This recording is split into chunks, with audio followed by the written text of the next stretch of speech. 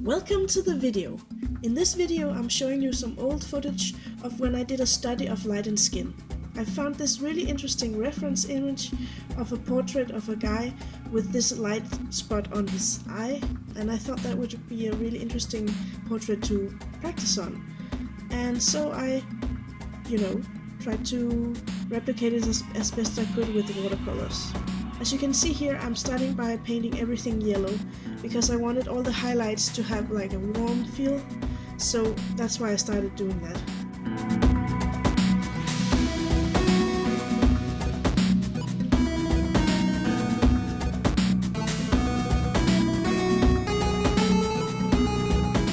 Oh yeah, and by the way, I recorded with two cameras this time, so I have this close-up angle, which I think is really cool, and I had a lot of fun editing this. So I hope you enjoyed the new angle of things to spice things up a little, so it's not just the overhead shot all the time. I struggled a lot with this painting, but I learned a lot too. The worst thing was that I was doing this study in my Moleskine's watercolor album, and to be honest, the paper in that is just really bad. It buckles a lot, which might not be the paper's fault. I could have taped it down, but it also has too much sizing in it, so the color won't soak in. It stays on top of it and it reactivates every time you try to do anything with it. So it's very hard to layer things, and everything comes out splotchy and muddy. So the worst thing about this painting I made is that I got everything really muddy, and I don't really like that. I would have loved for it to be a little bit more clear. But I had fun and I learned a lot about, light and skin and how to, I don't know. In this voiceover I'm talking directly as I'm watching the video for the first time, and I haven't really even prepared any notes or anything, so that's why it's really rambly. But I just wanted to try this way of recording myself, just to, try it out and see how it went.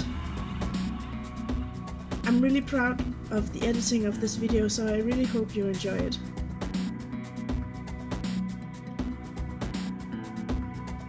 I'll be back once I have something interesting to say. So just enjoy the music for now.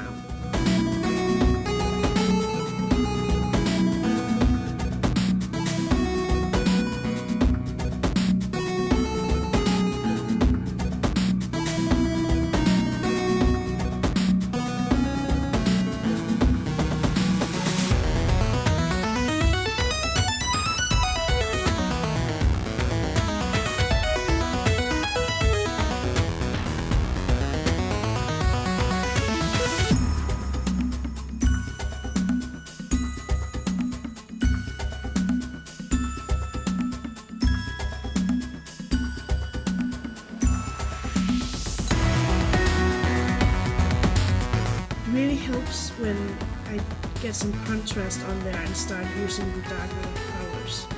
It really helps to define the face and start to give it a little bit more of a sense of dimension and freedom, if you can say that. And it gives like the darker colors. Just when in a minute I'm gonna paint in the eyebrows. Oops, there my face was, and my I'm sorry, I don't know why I had to look that closely on my colors. Maybe there was a hair or something stuck in it. I don't know, or maybe I just had trouble seeing the colors. Anyway, it really helps when I put the darker colors on and start defining, eyebrows and eyes and the nose and the mouth with the darker colors. I try to avoid using line art because I really want to learn to paint. But as you can see, the darker colors kind of turn into a sort of line art, around the eyes and in the mouth area. But I think it's okay. I think it's still a lineless painting, but you could argue that some of my lines are more line work than they are painting. I don't even know if that is a distinction that you should make, but just know that I try to avoid line work because I really want to learn to paint form without needing lines. So you can see there I added a line to the nose. I'm gonna go over that again in a more line art-ish way to darken it up and make it more prominent.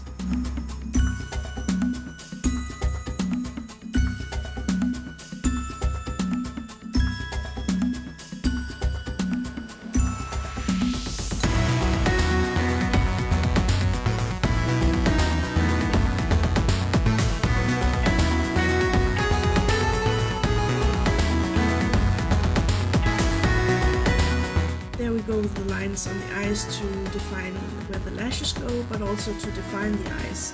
When I make these lines, the portrait really gets a lot better, or it's easier to see what I'm trying to paint.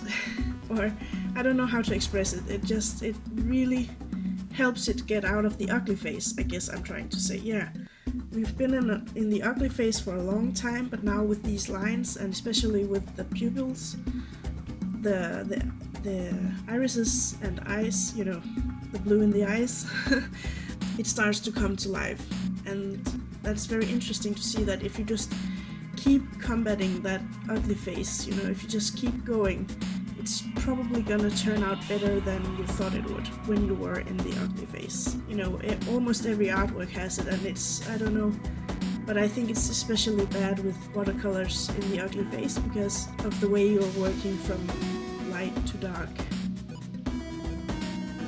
I don't know if that is even true, but I'm rambling, I'm sorry.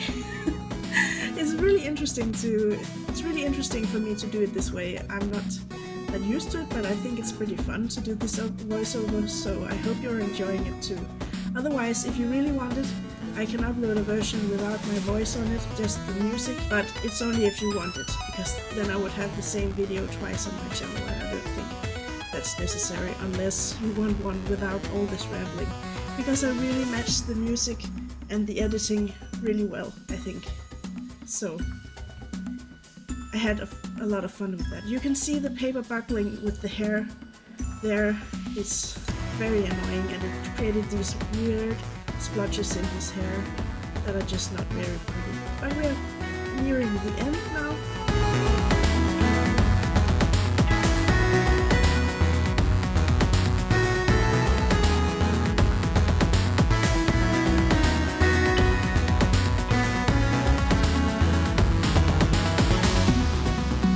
And I'm just gonna sign it in a moment.